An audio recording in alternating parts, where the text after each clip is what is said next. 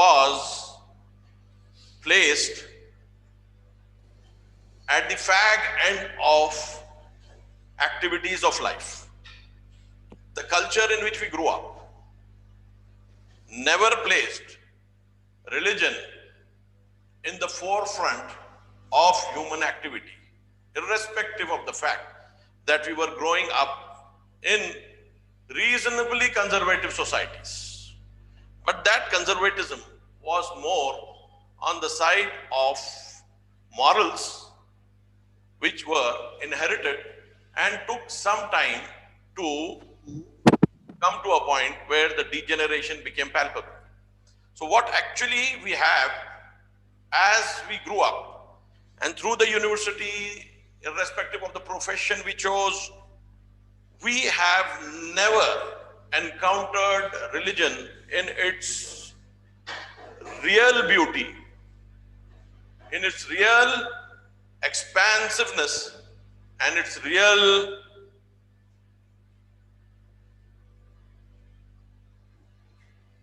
creation as the purest of God's ideas.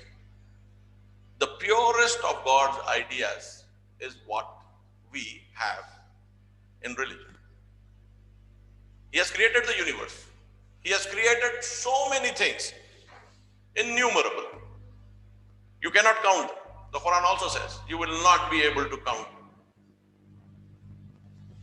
the mercies of God, the words of God.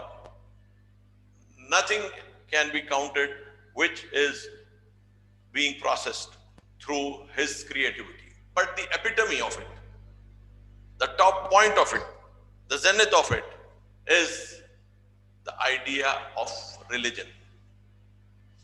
Because it is something which is so essentially related to what we would call the greatest of God's creation. That is the human being who is fired by Aql, which is the first creation of God Himself. In the last lecture, we discussed the hadith from Usul al-Kafi, which I said is the first hadith of Usul al-Kafi. I'll repeat it, and from here we move forward. This hadith, as I had mentioned earlier, is from Imam Jafar Sadiq, Muhammad Baqir alayhi salam, and says, when God created the intellect, Aql, He interrogated him. Then God said to him, that's Aql, come forward. So he came forward. Then God said to him, turn back. And he withdrew. Then God said, by my power and glory, I have not made a creature more loved by me than thee, and I will not make thee perfect except in one whom I love. This has to be noted. And I will not make thee perfect except in one whom I love. Indeed, to thee are my orders and prohibitions addressed, and for you are my rewards and retributions reserved. This was the hadith, the first hadith of Usul Kafi from Kitabul Aql wal Jahl. The intellectual tradition, as you will see, starts moving in this direction. In the last lecture, I did mention the 6 stages, the 6 periods, or the 6 days, which the Quran mentions, of the creation of this world, and how God says later that He then mounted His throne and life has come out of water. So till the point that things were created in a physical state, the creation of the universe was said to be moving out in 6 stages. And this 6 stages, when they were completed, started the process of creating life through His control over water. That's how it was told in the last lecture. The other part of it, which needs to be emphasized, is the basis on which, considering that we are human beings and have the physical dimension. And as we had already spoken of in the earlier lectures, the product of God blowing His Spirit into us and we becoming a very, very different creation in ourselves, to which God links His creativity and says, Tabarakallahu ahsanul khaliqeen. Blessed is the Lord who is the greatest of creators. And also mentions, as mentioned in the earlier lectures, Summa khalaqnahu khalqan akhar. Then we made him into something very different. This being different is of significance because of our infinite difference with all other creation, all other creatures. And this gives us reason to contemplate how we would be able to understand this difference, and considering that we own the difference, how would we be living it, living the difference. So we come to the conclusion that the physical part of us, as we have today's science telling us, it could change in a later period, but again it will be some kind of a period. It might not be 13.7, 13.8, it could be something more or less in years, but whatever we have been able to achieve, it has been achieved through a process which we can now consider to be properly scientific inquiry, scientific knowledge. It is not in the domain of a theory as of now. It has its own proofs. The reasons are also very clear, how we measure time, and the measurement is according to a particular system to which nearly all scientists give credence and importance and acceptability. So keeping that in mind, we move to the second part of it. I just hinted in the last lecture that Aql being the first creation, as it is mentioned in another hadith of Usul Kafi which comes after this, Hadithul Junudul Aqli wal Jahil, hadith that is from Imam Jafar Sadiq, which says that this is the first creation and it has its own armies and Jahl has its own armies. We'll go into that later on. But what we know of now at present is that this Aql, which is what we are given through the process of Ruh, and when the Ruh, which is Aql in itself, comes into contact with the body, it becomes nafs. This I tried to explain in the question and answers of the last lecture. These are not separate things in themselves. The Aql, the Ruh and the nafs. The spirit, the Ruh, becomes the soul when it comes and interacts with the body. And the knowledge which it is having is the result of Aql, which is again a domain of existence to which the Ruh relates. Now we come to a position where how does God create something which is the first and links it with something which is the last? And why does he do that? Why does he create Aql, orders it to come forward, tells it to go back, and it does. And he says, I've created nothing better than this. And then comes the creation. Then comes the whole process of material creation in the 6 stages which we spoke of as Quran speaking. But when we come to this fact that Aql which we have, the Ruh which we have, the Nafs which we have, and that is what we identify ourselves with, is not the physical per se. Nafs, because of the Ruh, gives meaning to the body. Once the nafs is taken away, kullu nafsin za'iqatul maut, says the Quran. Every nafs, every soul will taste death. It is the soul tasting death, not the body tasting death. That's what the verse is saying. Death comes to the nafs. Nafs is a state where the spirit is interacting with the body. When that interaction is separated, that is the death of the nafs. The nafs becomes separate from the body. The body actually was being sustained in a regular manner through material food, through water, through air, and it kept on working in a particular manner as long as the soul was with it. Once it became incapable of holding the soul, its degeneration became spontaneous. Rigor mortis set in. And that is what we speak of. So we are now in a position where we are acknowledging from one side that God created aql, and considering that it has the capacity to listen to God and accept God in that pure state. There it's not making an error. There it is not making an error. God told it to come, or told him to come, it came forward, or told him / her to come, it came forward. There is a question not of him or her there, it's only for convenience. And the same hadith moves forward and says, my orders and my prohibitions are addressed to you, and for you are my rewards and retributions reserved.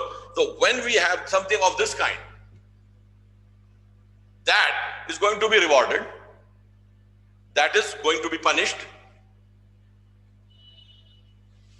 obviously the realm becomes physical. With God and the aql as the first being, where is the chance of going against God? And if you even go against God, what are you doing? There is no chance of going against God. The recognition of God is complete. The understanding of God is complete. And therefore, there is no possibility of this aql, or which God says, the ruh, وَنَفَخْتُ فِيهِ مِن رُوحِي, and I blew my spirit into him. If this be the case, how does the nafs as it is now, which we all are having within us, which the hadith says, Ada aduwik an nafs allati baina jambayk, your greatest enemy is your nafs, which is in you, the hadith says. And here it is that the most important, greatest, first creation of God in the form of aql, converted into the ruh format, moved into the nafs format, right? As a wave, as I told you, is within us now, capable of being attracted by the most ordinary and mundane of things, moved as a result of hormones as well as the culture we are growing in, two-sided, and making mistakes after mistakes, not recognizing the originality of its creation. And once that originality of the creation is not understood, the world becomes everything. And once the world becomes everything, you start acting for the world.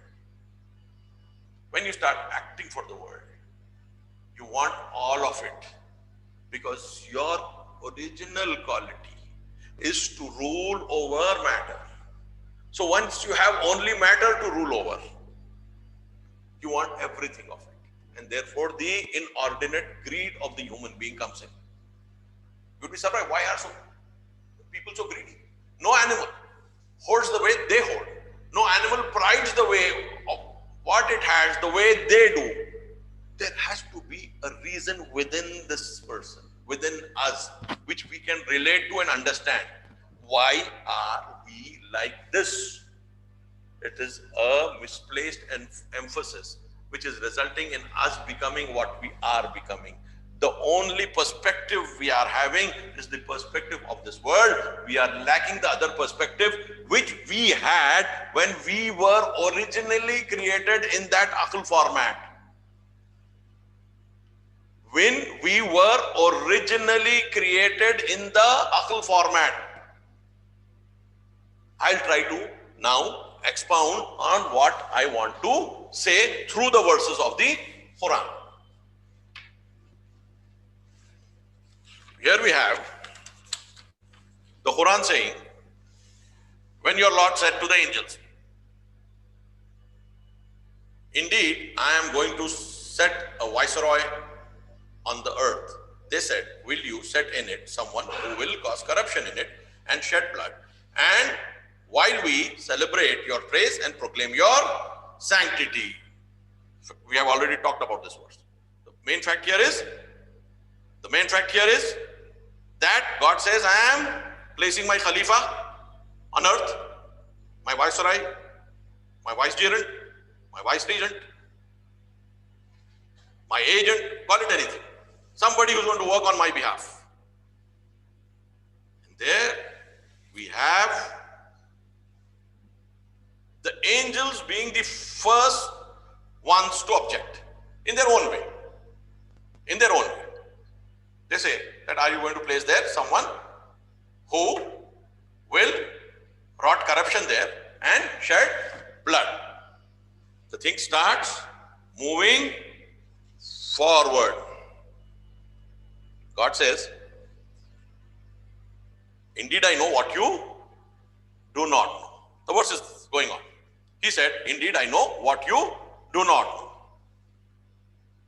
Now it is the next verse. This is verse number 30, Surah Baqarah. Verse number 31. وَعَلَّمَ الْآدَمَ الْأَسْمَاءَ كُلَّهَا. And he, Allah, taught Adam the names, all of them. Pay attention to the all of them. He's being created, given the ruh, and as the ruh comes, it is given the capacity to acquire all the names, the knowledge of it. Allama, taught. And he taught Adam the names, all of them.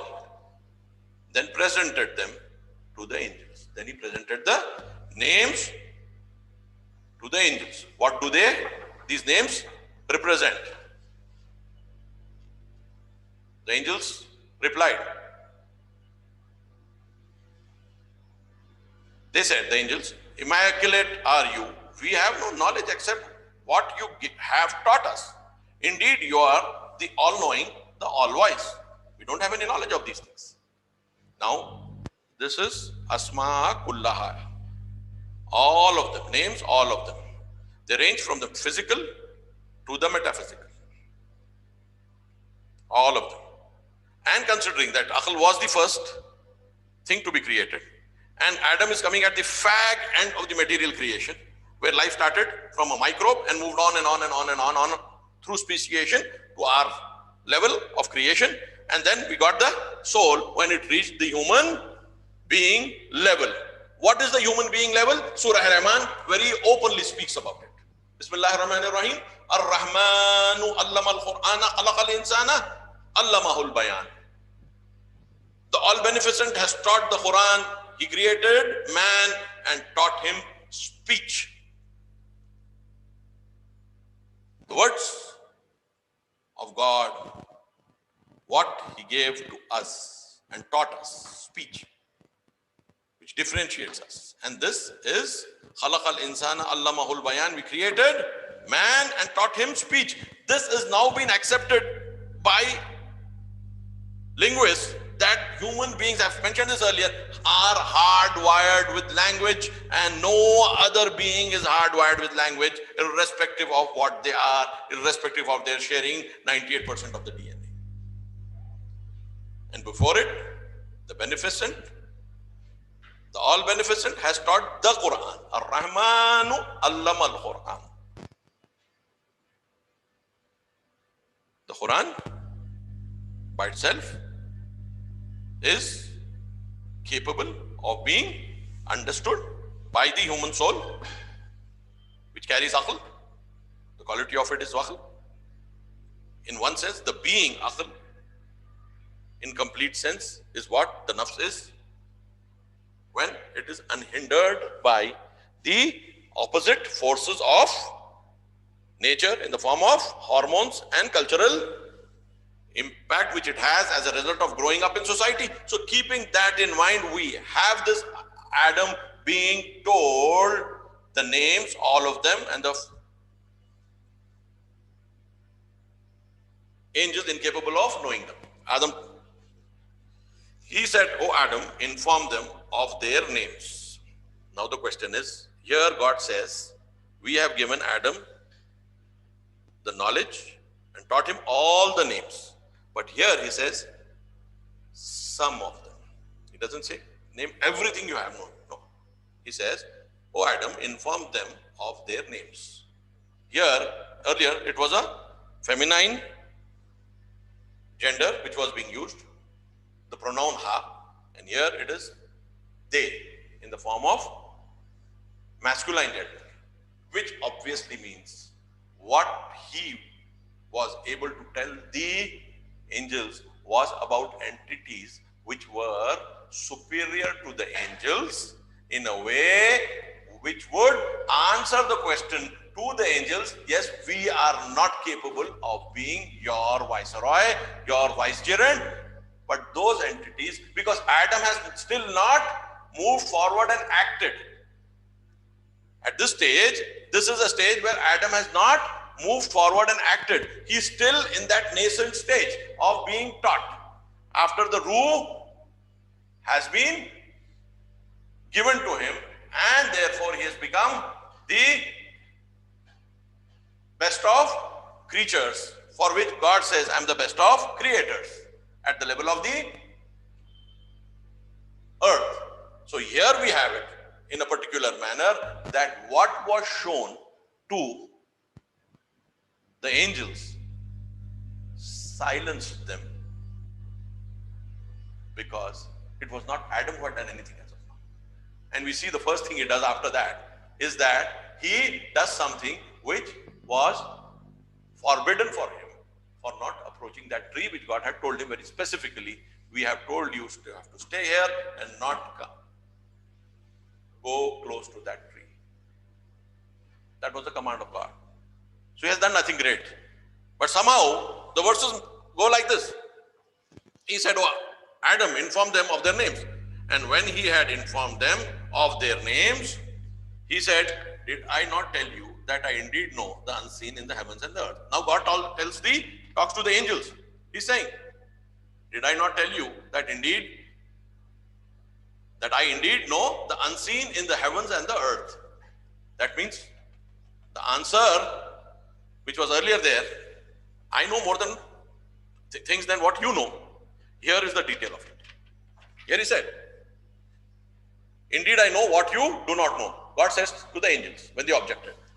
After this process of being taught names by Adam, of particular realities which are not realities which are physical itself, they are intellectual as well. Arabic has a very specific format. When anything intellectual, that is having the capability to think, ponder, is mentioned, a pronoun is used, and when dead matter is being mentioned, other pronoun is used in the both forms, the first person and the second person. In the second person and the third person, first person it's common. Here God says, "Tell them the names of these entities." And this obviously means that they were having a ability to have knowledge, and they were capable of being shown, had something inferior to the angels being shown by Adam, and the names were informed. That wouldn't make a proof. Where God says, "Did I not tell you? Did I not tell you that indeed I know the unseen in the heavens and the earth?" And the issue wouldn't have been of unseen in the heavens and the earth. What we are saying is unseen is something beyond the obviously visible reality, something beyond the visible realities. So what was shown or taught by Adam to the angels, the names were of a reality of a higher kind. That showed the human soul, the human spirit, the aql in its originality, to which we refer at times as Noor-e Muhammadi. This has been dealt with in detail in a lot of works, specifically the works of Mullah Sadra, and even Imam Khomeini has written a commentary on these issues, specifically the hadith, Junudul Aqli wal Jahl. He has a complete book on this. Mullah Sadra has also a book on this issue where he has mentioned it in his commentary on the Usul al-Kafi. So what is being shown here is something so remarkable that after that, neither the angels nor God have any problem in making a proof out of it. And it's of the unseen. This is how the Quran moves forward. This is how the Quran moves forward. What it is doing is actually saying that though you have come in the physical form in the last and the fag end of creation, what you are being given is the first. And therefore, when God speaks of Huwa al-awwal, huwa al-akhir, huwa al-zahir, huwa al-batin, I am the first and the last. And He wants us to make sense of it. See, He is not praising Himself for the sake of praising Himself. All this book is a guidance to the muttaqin at a higher level and guidance to nas at a lower level, the basic level. So what is actually happening here is, He's the first and the last. That means He's being the first and the last. Is that He covers everything up. So He can put the first creation, that's the aql, through the process of the ruh, into the body, through the process of nafakhtu fihi min ruhi, blown my spirit into him, converted into a nafs, soul, and the soul which is in the body leaves the body, and therefore kullu nafsin za'iqatul maut, and the nafs is facing death, not the body. God doesn't say every body will die. God says every nafs will die. That part of the ruh which is attached to the body, that means it is a temporary phenomenon. Life itself is a temporary phenomenon. Human life itself is a temporary phenomenon.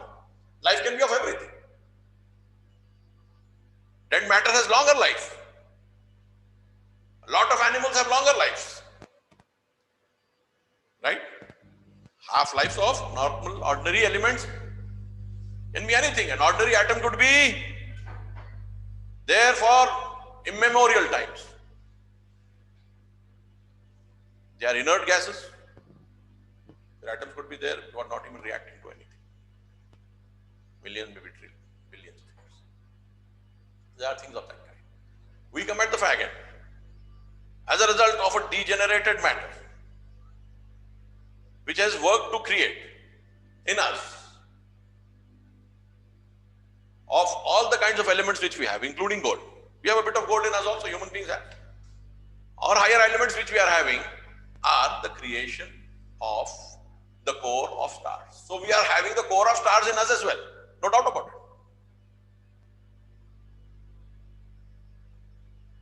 And it's not nanoparticles. It's not nanoparticles. It could be maybe after 0.002 mg. Something of that kind we have in our bodies of gold, which was created in the core of a star, most probably in the core of the sun, most probably, or meteorites coming from somewhere else. Strange, what kind of creation, what kind of creatures we are. On the one hand, we are taught language, we are taught the Quran, and now we are taken back to this beginning of creation, before even matter was created, and given a status of the kind which we can't even imagine. You have been taught names as all the names, as is told of Adam. He's just come out of his material form. Because the fag end, you get the nafakhtu fihi min ruhi. The physical form is there in the first phase, and then comes the final form. So he's just been given the last thing where the ruh has been blown into him, and here we have it. He's been taught the names. What does it mean? It means very specific that we have, in the form of Agha, been participant in the process of creation as observers to what is happening. So the galaxies, or take the beginning of the Big Bang, to the point of us talking here, we have been there as Aql, which becomes the spirit, which converts itself into a soul. One thing, only one thing. That is what human beings are. That's what the Quran says. That's what the Hadith say. That's what the Hadith say. Now we come back to the rational inquiry part of it. What do we understand? Keep the Hadith, keep the ayat beside. What do we have here with us? We have the ability through intuitions, which is a quality of human beings, to get into such details of creation which we never even thought. Even the scientists who have done the biggest of breakthroughs were not knowing them. It came as a flash. As Einstein would say, it was a low-lying fruit which I plucked. Well, other people were not seeing that fruit. It was his intuition which saw it. Similarly, the straight line motion of Newton. Similarly, you go back. The idea of electromagnetic force. Go on and on. These are basically intuitions which have been placed in the human beings. Those intuitions with the knowledge which he gathers through his eyes, his ears, his ability to touch and feel. He's able to see in a magnified manner or through telescopes at a distance as the civilization grew and moved forward. We find that this human being is actually linked upwards before any form of life even came to earth, or even the basic formation of the universe. There is a hadith in the Usul al-Kafi from Imam Jafar Sadiq alayhi salam, where they ask him, what is this Asma Kullaha? We gave him the knowledge and he taught Adam the names of all things. What is this? Imam says it includes everything. Everything, includes this carpet, this rug on which I am sitting. Imam says Adam was given knowledge of everything. The skies, the mountains, the earth, including this rug, this carpet on which I am sitting. What does that mean? It means big, right? He's just been created. He's become a teacher to the Malaika, the angels. And the profoundness of his knowledge is such that once he teaches the angels, God says, done. I told you that I knew what you didn't know. This is what? He became his own proof to the angels immediately. He, Adam, became his own proof through the ability given by God to the angels. After that, they didn't question. After that, they didn't question. Here is the question which is happening before things have actually happened. Again, the verses move forward. You just go on and on.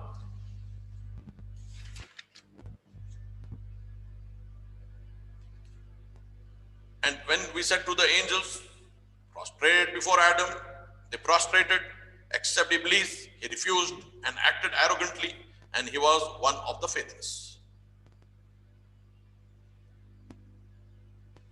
Arrogance and faithlessness come very quickly. The angels understood what Adam and what stuff Adam is made of. Though they had in themselves the initial desire, when God says, Inni ja'ilun fil arzi khalifa, I am placing my viceroy, vicegerent on earth. What did they say? Didn't they show their own desire to have that position or not? They did. And then we have Iblis. He also has his desire. But once they understood the ability and capability of Adam, they accepted God's command, prostrated. They prostrated. What happened to Iblis?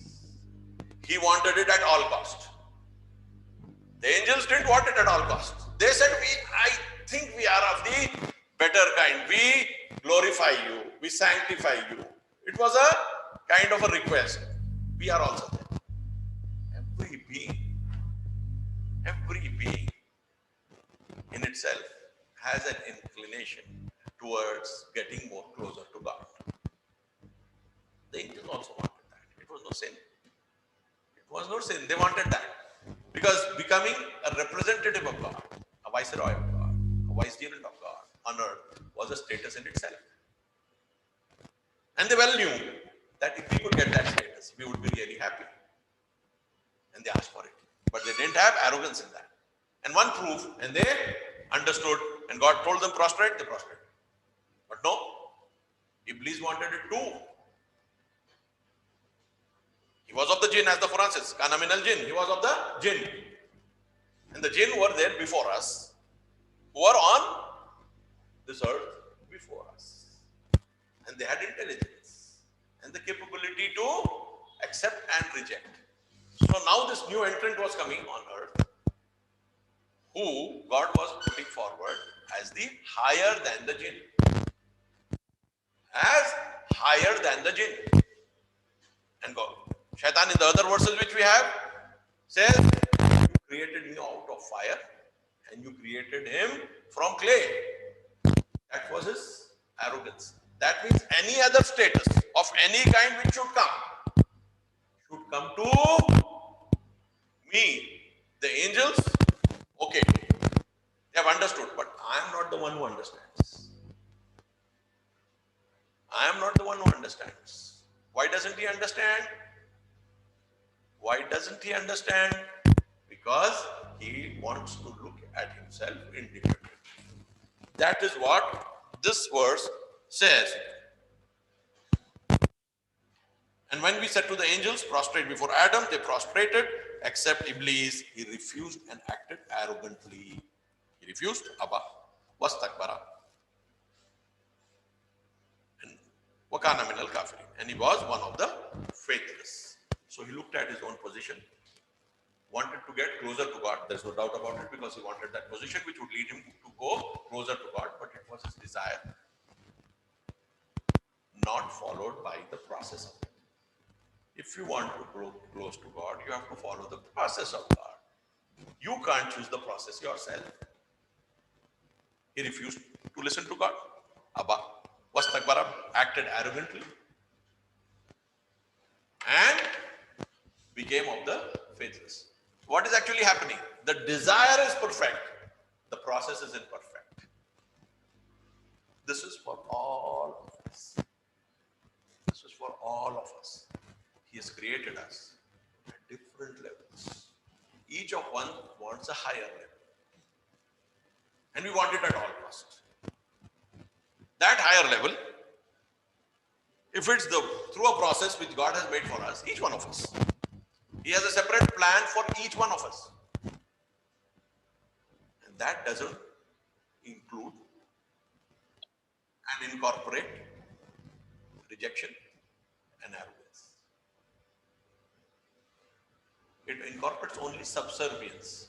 Ma khalaqtul jinna wal insa illa liya'budun. I have not created the jinn or the ins, but that they should worship me. Why is Shaitan, who is a jinn, Iblis, not acting accordingly? And why do we act like Iblis? We act like Iblis because of we have two reasons. We don't want to listen to what God says, thinking it to be very ordinary. It started off from the very beginning when some people accepted Nuh, Prophet Noah. Those who are not accepting him said, those who accept your word are the most uneducated and worthless people. Araziluna ba'di or rai. They are the arazil. They are the lowest among the social strata and are not a discerning group. They are incapable of discerning the way we are.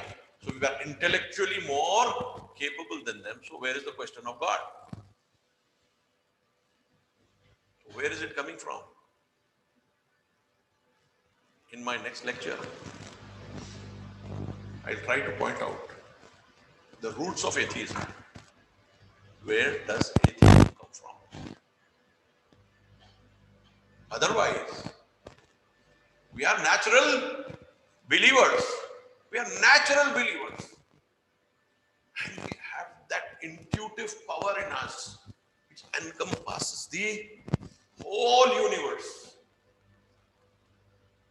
Excuse me, 1 second. I think Mirza Tech has got his mic on. Can he mute himself, please? I couldn't get a word of you. No, I said one of the participants has got his mic on, and that's causing some disturbance. Somebody called Mirza Tech. He needs to mute himself. Mirza, can you mute yourself, please?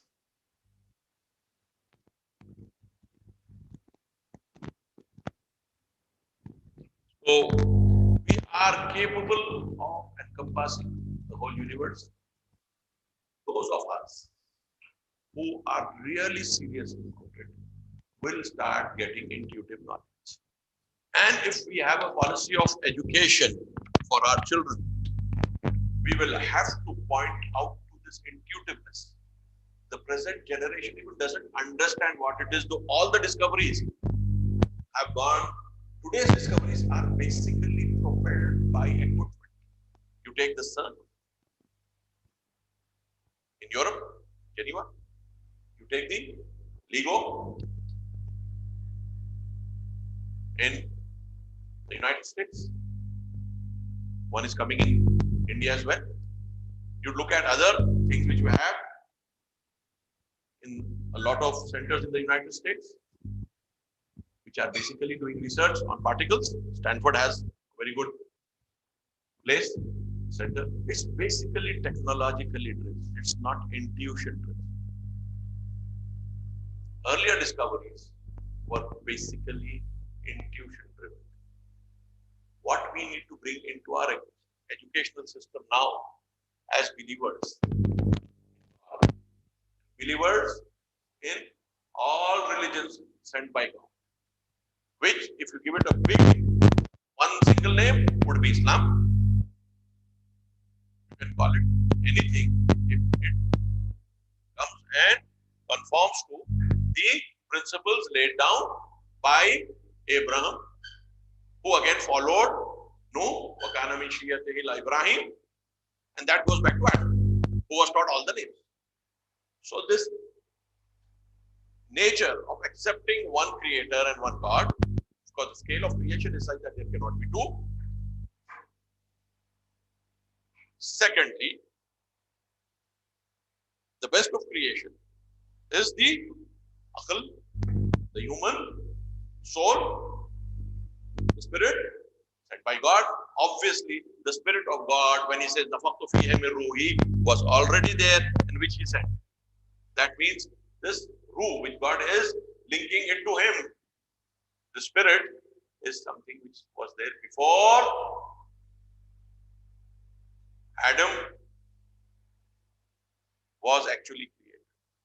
And as the other sources which are here hint to us, the ayats as well as the riwayat, we have a very very clear picture of how things have been organized and how we as individuals need to understand them, appreciate them, and move forward on the principles of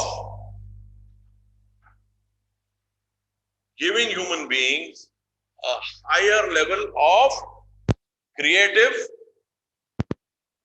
quality than what we are today thinking ourselves to be. We are hugely more creative. We are hugely more intuitive than what we have become today. With the knowledge which we are able to gather with the help of instruments, added to a intuitive process, would create a world which is totally different. And that world would be a world of a higher order. Higher order means if science is the result or creating a result, if science is creating, technology is creating imbalances, the poor becoming poor, the rich becoming richer, the billionaires adding billions in days, and the poor losing what little thousands they have in days. So the poverty and the destitution which is being spread by technology and modern science, both coming together, helping each other, the knowledge turning itself into a technology being used by all of us, obviously charged either through whatever technologies which you are using, and as a result of it, we are getting into a position where we require a higher science born out of intuition, and which would again, as a result, be something which is capable of giving the world a better order, a more just order, for which God has sent all the prophets according to the words of the Quran. لَقَدْ أَرْسَلْنَا رُسُلَنَا بِالْبَيِّنَاتِ. Surely we have sent all our prophets, our apostles, with clear proofs, and we have sent the book with them, and we have sent the balance so that humans may uphold justice. Injustice is not what mankind has been created for, though it is capable of having that injustice in itself. In the next lecture, I think I'm touching 45 minutes roughly. In the next lecture, why is Aql the best of creation? Why could not God create something exactly like himself? And how it would have been a useless thing to have done so.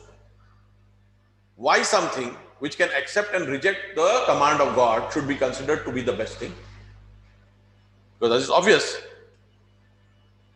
He says, my orders and my prohibitions are addressed to you, and for you are my rewards and retribution reserved. So if this be the case, why is something of this kind being given the highest level of recognition? One small answer here would be the freedom, which is the hallmark of God. It is nothing else. If God is alive, Hayy, Hayyum, self-sustaining, remove the freedom from him and he becomes nothing. Fa'alun lima yurid, says the Quran. Whatever he plans, thinks of, he is capable of executing it. The freedom of God, which is the greatest quality of God, is being shared by the next level of creation. You are free to come, you are free not to come. You are free to go back when I command you, or you are free not to go back. And the other part of it, again I'm going to elaborate on that, is we are a work in progress.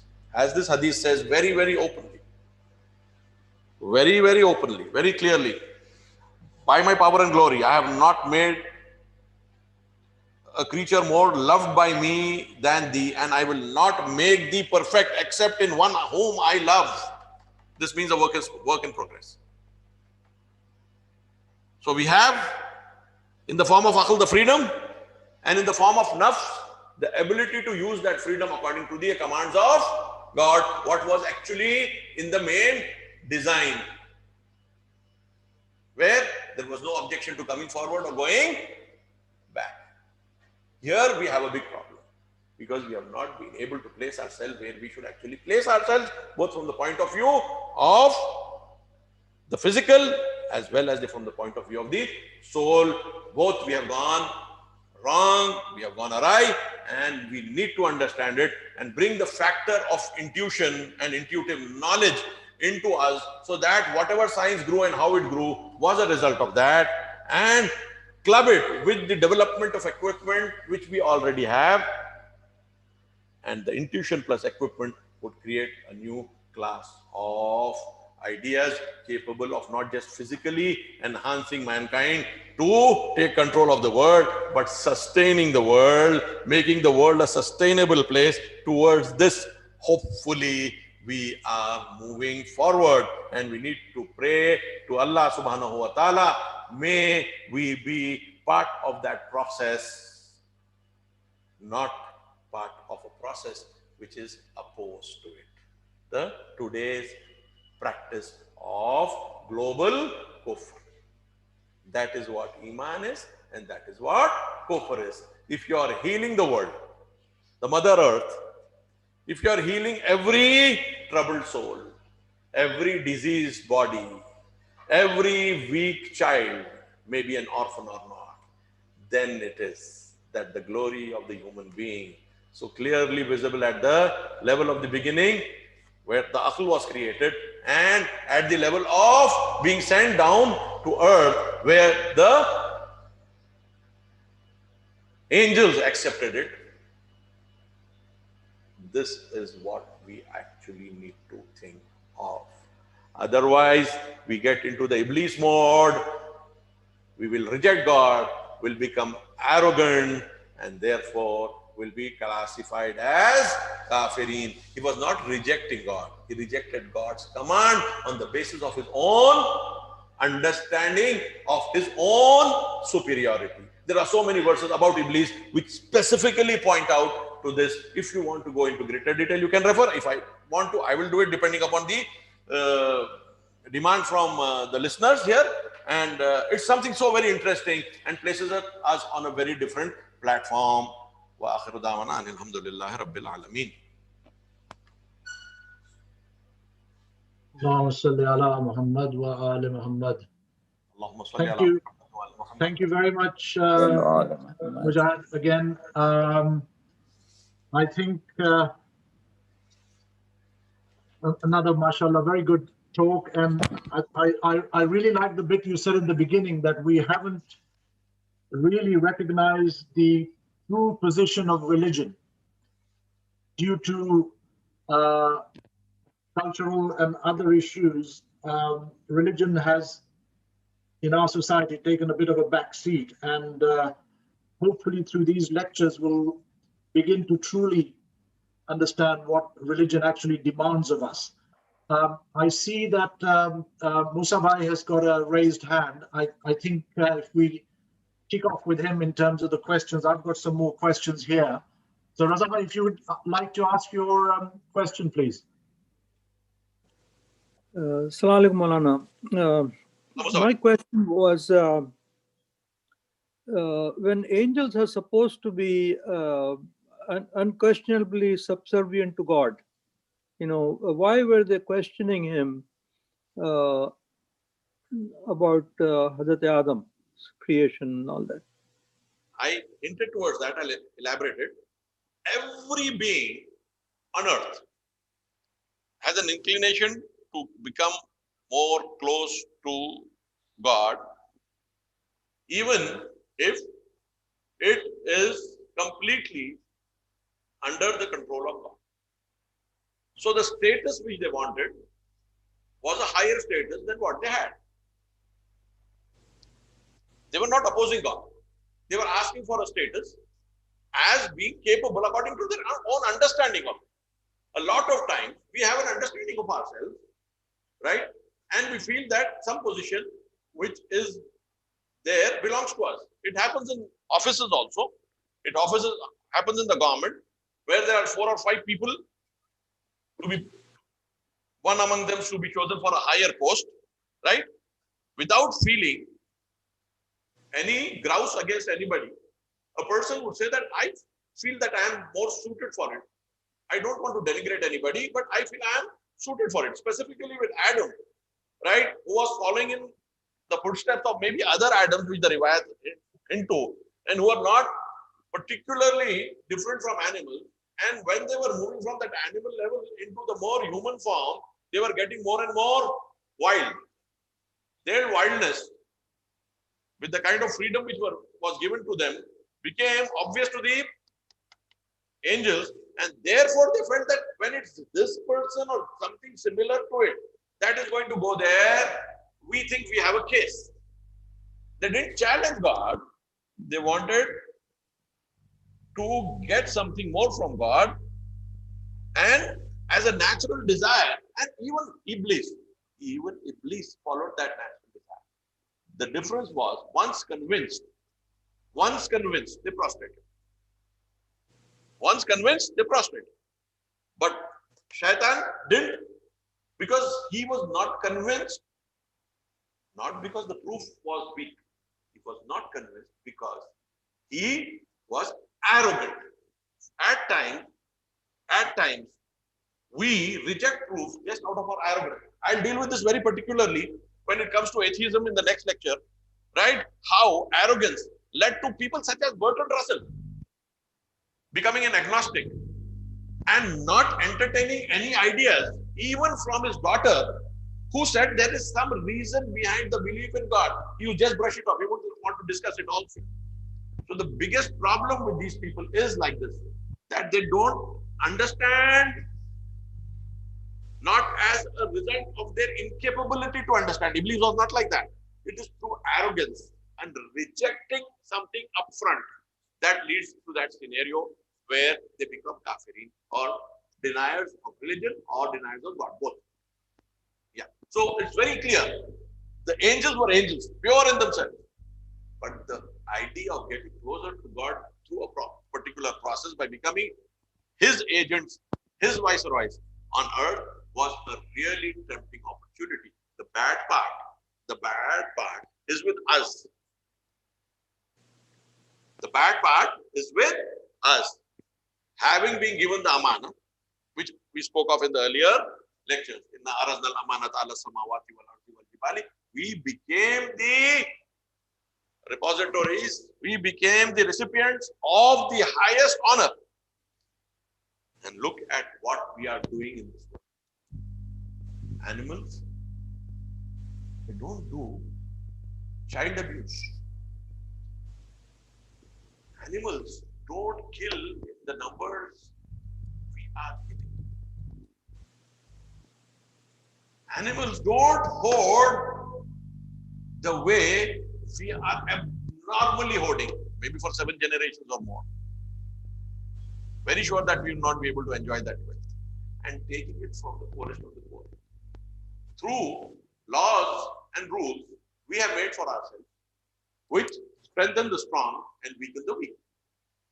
So this is something which is to be understood. The state of the angels, they were not having any problem. God didn't have a problem with them. They wanted to have something. God said, you don't know what I know. So your idea of becoming my viceroy, my vicegerent, is not based on a complete understanding of whom I'm going to place. Once they came to know, through being taught the names, some of the names of which Adam was given the knowledge of.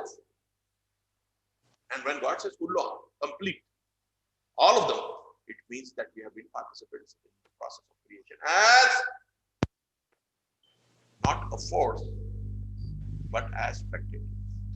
And that is what makes us go back to the creation of the universe. We can speak of 13.2 billion years. We can speak of light coming from galaxies, maybe 13.4 billion years. This is what we are. We can understand the degeneration of carbon 14 into nitrogen 14, right? And mark the age of anything which was living much, much before. And just because of that shift in one neutron, we get to know the light. So we are strangely created. Strangely created. Look at our fingers. We were created to write. Look at our eyes, the kind of focus we have. We were created to read. Look at the mind, the way it's hardwired. We were created to speak. Through all this, we give what we know to the next generation. That means we were created for a civilization. Move on and on. Look at the mercy. Just forget yourself and just remember God for a while and see what God is. Just try to forget yourself for a while. We have nothing which belongs to us. Inna lillahi wa inna ilaihi raji'un means that we are of God. We belong to God. And to whom? To Him we return. That is what is actually meant. We go back to Him because we belong to Him. We don't belong to ourselves. This false notion of belonging to ourselves. Because we were given a name when we were born. Name was for identity, not for arrogance. No father or mother named the child. We will give him a name and he will try to push that name everywhere. So that everybody should know his name. That was not the reason. It was only for identity.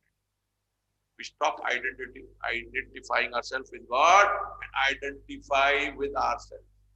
Though we don't belong to ourselves. That is why we turn our back to God and His commands. The way Iblis did, in a very, very simple, straightforward myth, which these verses put forward. I have been mentioning all this scenario, which is being put forward. Allama Tabai says is a myth. That is, he's presenting the facts in a manner which the real purpose of explaining what human beings are, and what angels are, what Iblis is, and where the human beings are present. So this is what a myth does in the real sense. Otherwise, there could be any fancy stories of a lot of communities, including Muslims, which don't make sense at all. This is the greatness of the Quran. Each word carries meaning and a proper sense and objective of guiding the human being in general and the muttaqeen, the God-wary in particular. Thank you. Thank you, Mujahid. I think Hassan Bhai has got a question. He would like to. Go ahead, Hassan Bhai. Can you hear me? Yes, we can. Yeah. Acha. Moulana, from the first ayat, what you narrated about Malaika, it's all mentioned about the Malaika. There's no mention about other people or other subjects like Shaitan. God is saying, Malaika, I'm going to do this. Malaika, I'm going to do this. And He's always talking about Malaika. Yeah. And He's not talking about the Shaitan. Yeah. And now the other question is, when the order was for the Malaika to do the sajda, in fact, Adam is not Malak. He's a Shaitan. He's a jinn, which is narrated in Quran later on. So Allah knows that he is, he has created jinn. Yeah. But He knows that Adam is not he's not commanded in this situation. It's only the Malaika who's been ordered. Yeah. The other way to go around this is, what I have learned from Majlises is that Malak means energy. Yeah. And Adam is energy, and Malak is energy, and Shaitan is energy as well. So He's saying Malaika, that means all energies bow down towards Adam. Now, that's one part. And the second part is, when you said about the black energy and black matter and things like that, the scientists, the physicists, they are unable to find out what this energy is. It's not black in the sense black. It is invisible. I mentioned there, it doesn't reflect light, therefore it's black. That's it. Yeah. I said so light is not emitted, it's not absorbed, it's not progressed. So that's the way they find out. And the way they find out energy, black energy, is that it's moving fast, is expanding. That's how they came to know about it. Yeah. So in this sense, if I go back to my first question, that Malak or energy, so this well into that this black energy is malaika, and God creates malaika left and right, all the time they have been created. Yeah. And they are in different forms, doing sajda, sujood, everything. So I think I'll stop there for you to explain in a very precise way. I'll put it in a very precise way. Malaika, the source of the word might be anything, but from history of religions, Malaika meant a particular force which God uses to run the universe. That is what it was. The question of getting Iblis without he being mentioned in general is very, very simple. Unnecessary, we went into a long debate on words. It's futile at times to go and argue on the basis of the word used by itself, where you have a very clear position now that what human beings today are a result of the support we have. Maybe at times they say 1 trillion, and at times they say 3 trillion bacteria within us. And so many hadiths there are which speak of jinn or shaitan in the form of bacteria. For example, there is a hadith which says, cover your glass of water when you sleep and with something so that the jinn do not enter it, the shayateen don't enter it. Obviously, it is something and apart from that, the word jinn itself is something which is not visible in itself. Jinn is from Jannah. Jannah means something which is shady, shadowy, dark, and therefore it is incapable of being seen. So the idea, and from that also comes Majnoon, and from that also comes the shield Junnah. There are so many words come from that Jannah source. So instead of going and expanding it on the basis of something very, very different, we have jinn with us day in and day out. The jinn which are supporting us are the good jinn. We have again hadith in this part, and there are jinn which are harming us. Here, what the shaitan is, or Iblis specifically is a jinn which has the capability of creating in us illusions of greatness, which he was having for himself and was a past master of it when he got thrown out. Arrogance. Arrogance came as a result of illusions which he entertained for himself as a result of being a jinn. We too have those illusions, and the jinn, the Iblis, and its progeny, obviously in the form of being jinn and having a reproductive process, will be capable of doing that to us. What they have done for themselves, they can do it for us. So the good bacteria are there, the good microbes are there, the good jinn are there, and the bad jinn are there. And the bad jinn have that quality of creating illusions. It's a form of disease. Now, that he wanted a respite till the day of judgment is the fact that you can't kill it with a vaccine or a medical, or a medical drug. You can not destroy it with a medical drug. You can only destroy it with the process of stopping to develop those illusions which are coming from God, from Iblis, and creating in you that state which doesn't allow those just 1 second, those things to come and do what they actually do. And as the Prophet says, my shaitan, my Iblis has given itself up and has become a faithful, because the Prophet didn't have illusions about himself and he was a complete abduhu wa rasuluh. So it's our ibadat, complete ibadat, which makes us mukhlis, and as a result of being mukhlis, the shaitan, as I told in the last lecture, incapable of touching us and creating illusions. As long as illusions are coming in our minds which are not from God, it is basically coming from shaitan.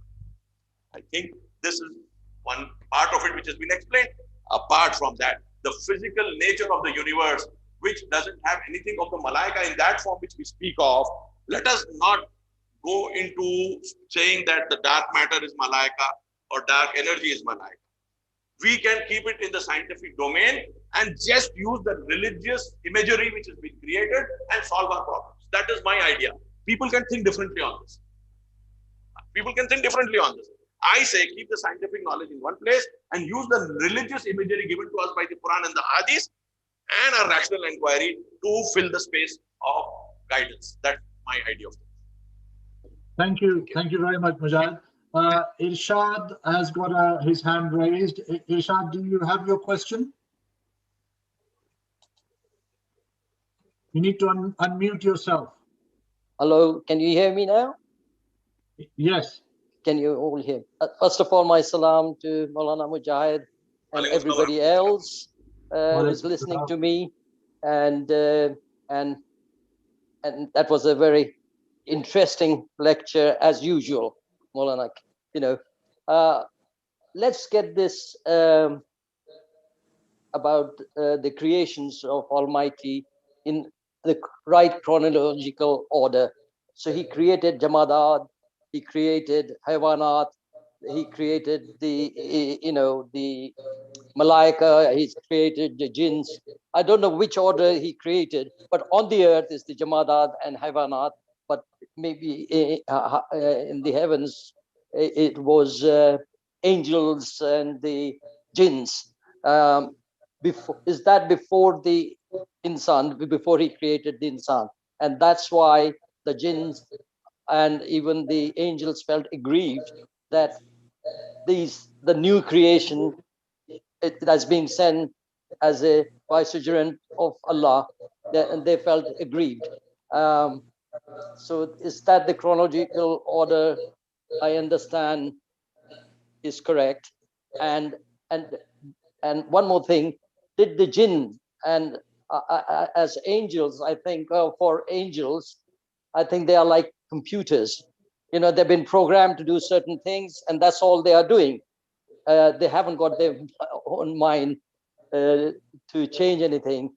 Whereas I don't know if the jinn has got some sort of an intellect there to question the creation of Allah. So was that jinn created afterwards, after the angels, and then the human being with the the super creation? Can you explain the chronological order, please? Regarding the jinn, the Quran says we created them before human beings. Obviously, the very fact that Adam was there and Iblis being a jinn refused to prostrate in front of him, that obviously places the jinn before Adam, very obviously. The Malaika obviously precede the jinn because the jinn were given an intellect of a lesser kind and maybe, from what we understand, a physicality of a lesser kind.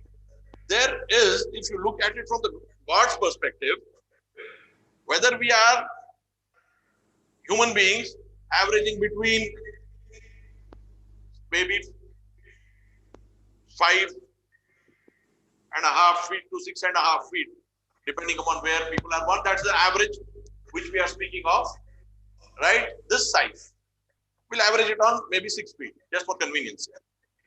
And you look at the word of the jinn, which Quran says they can see you, but you can't see them. So they have an idea of you, you don't have an idea of them, right? And it's not somebody lurking in the dark of your size or something of that kind. So it is something which is not visible, and the name by itself is like that.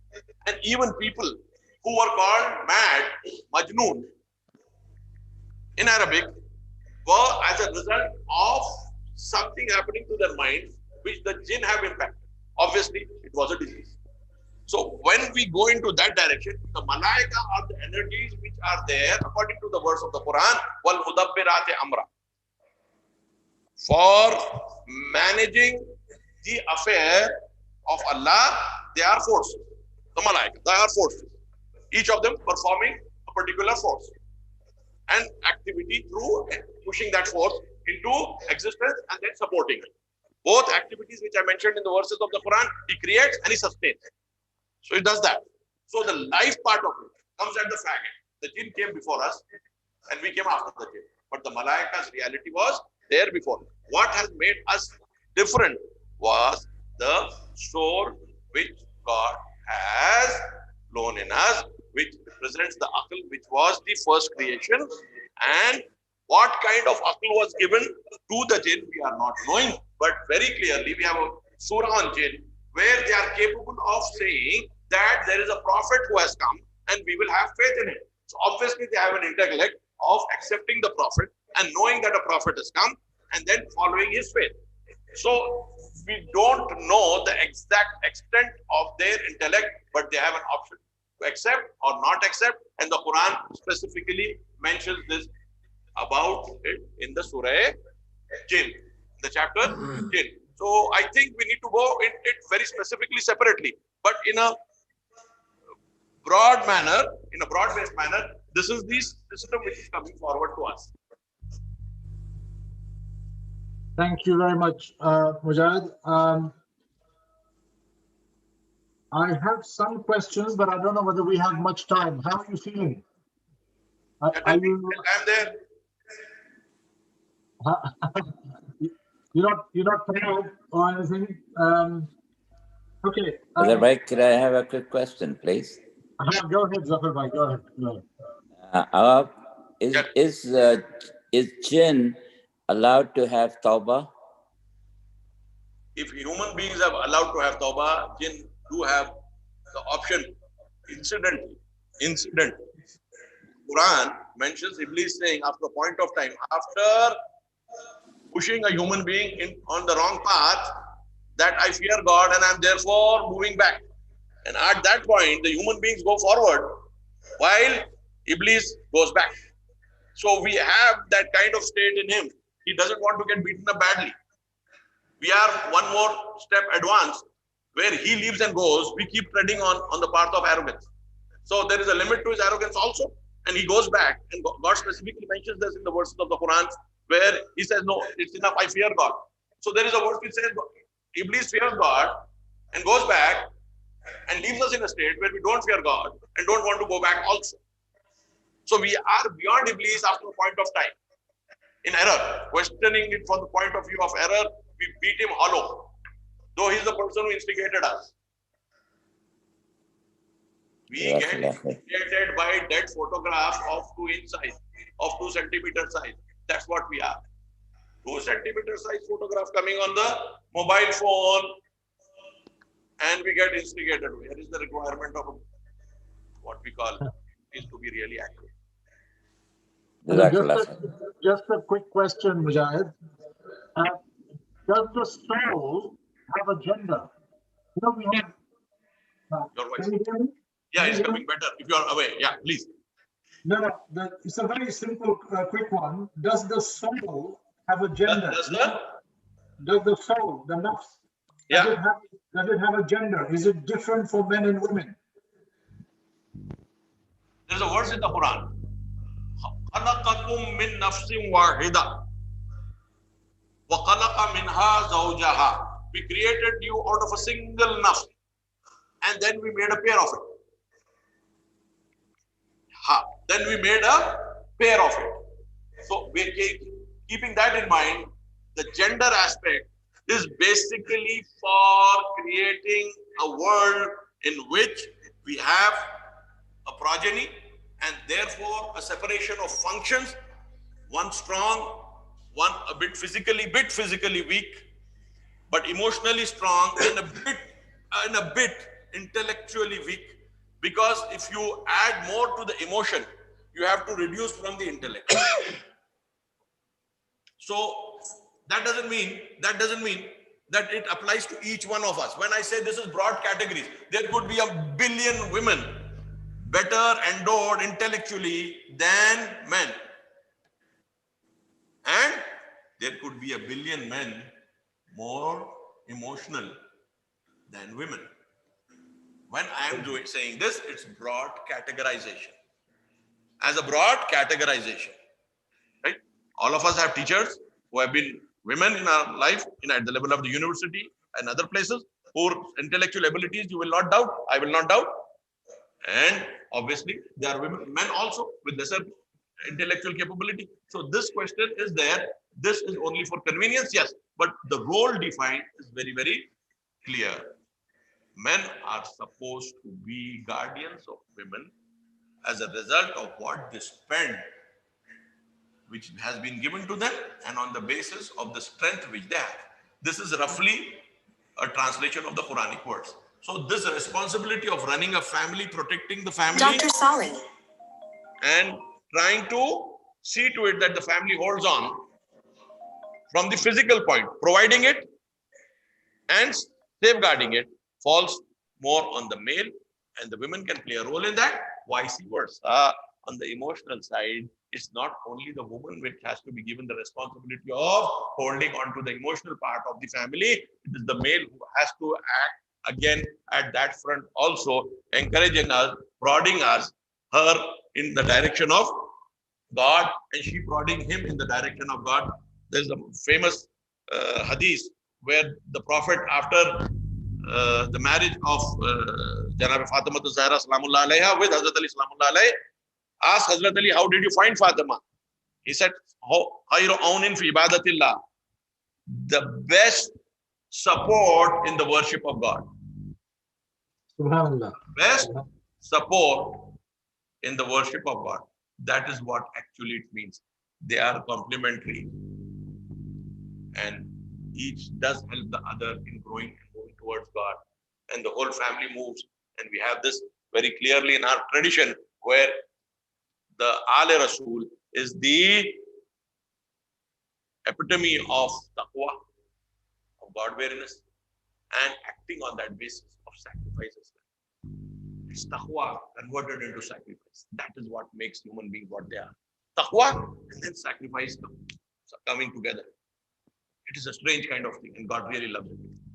And we too should be loving it as a result of the words of the Quran, which is very obvious. What God loves, you have to also love. If God loves them, you also should love them. God loves them to raise them above the normal level, according to the verse of the Quran,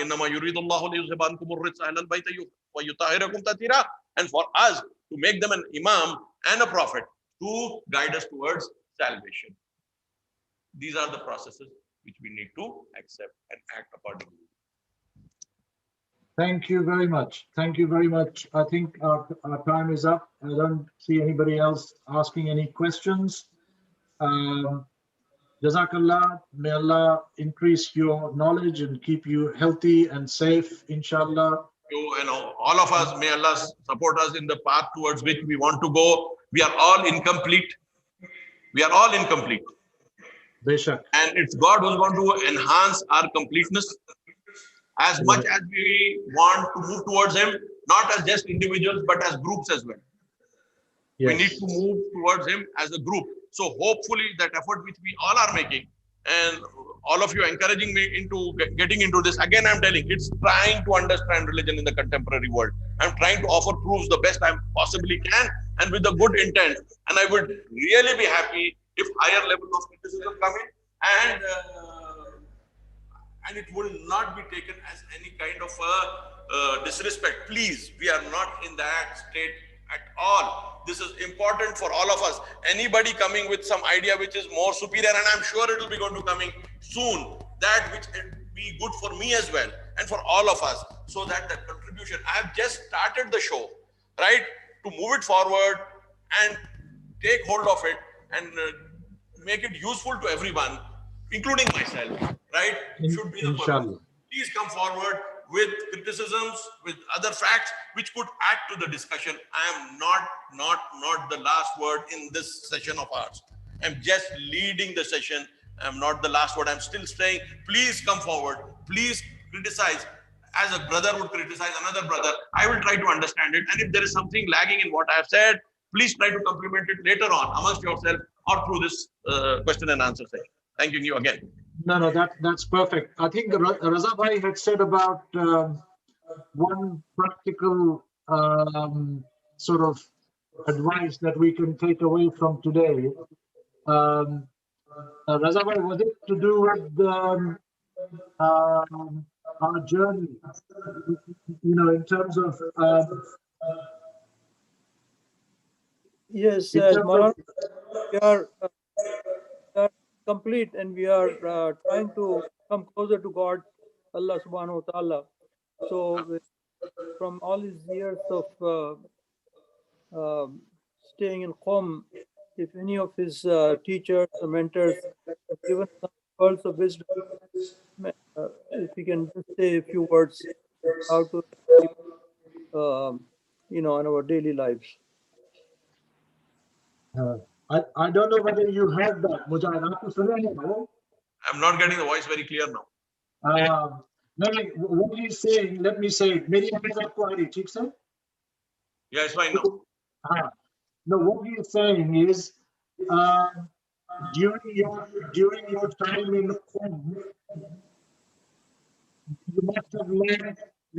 During your time in Qom, there must have been lots of pearls of wisdom that you learned. Nahi sunne aap? Okay, let me be a bit slowly. What Raza Bhai is saying is that better?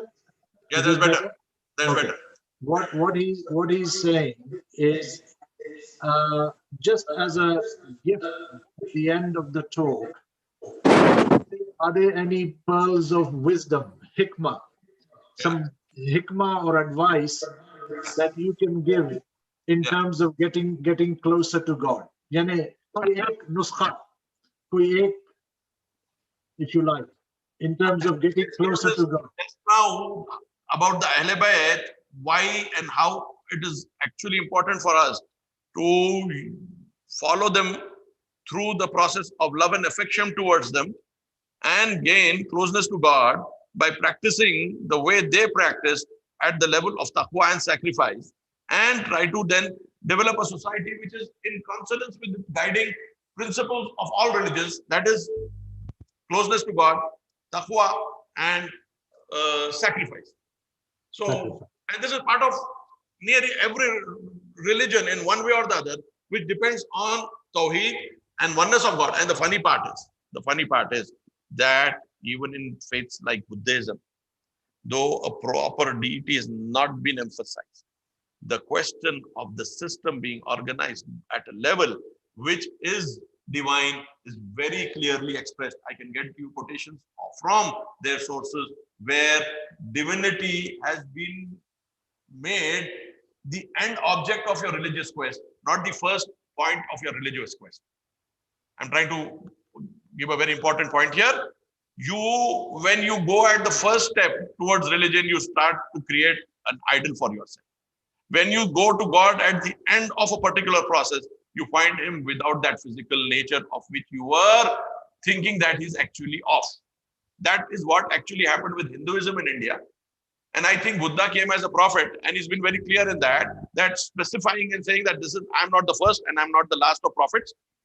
Tathagata, that's the word that's being used in that language, and very clearly saying that there is a metaphysical. But the question is, once you talk of God, he is surely to be made into an idol. And again, rather strangely, the same thing happened with Buddha himself. We have a smiling Buddha, we have a sitting Buddha, we have a standing Buddha, we have Buddhas in all physical forms. While he came basically to see to it that idol worship was uprooted and the divine was worshipped by understanding the divine through a process of cleansing the soul. So what we actually want is now cleansing of the soul is essential. Otherwise, we will fall into the trap of the physical representation of our religious, what we would call identities. Thank you very much, Mujahid. बहुत shukriya. As I said, I pray that aapki aur knowledge may increase ho, and I encourage all the other participants to come with their questions, because I think that makes it more interesting and also allows Agha Mujahid to give us specific explanations for the questions that we have. I have a few more questions, but I'll save them for next time, inshallah. And so we'll meet again. Just to give us a hint, Mujahid, what topic are we going to be talking about? I mentioned atheism and the issues which are involved with atheism, the arrogance as a result of one of the things which Okay. lead to a person not accepting God, first in the form of command and second in the form of entity as well. Shaitan, Iblis is in the form because he was already having an interaction with God.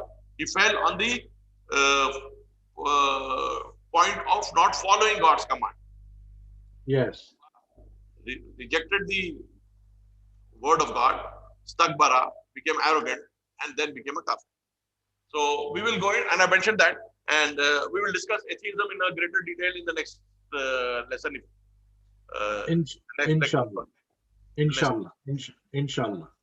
Inshallah. Thank you very much again, and we'll see everybody in 2 weeks' time, inshallah.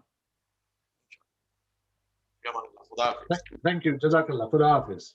Thank you. Khuda Hafiz. Khuda Hafiz. Well done.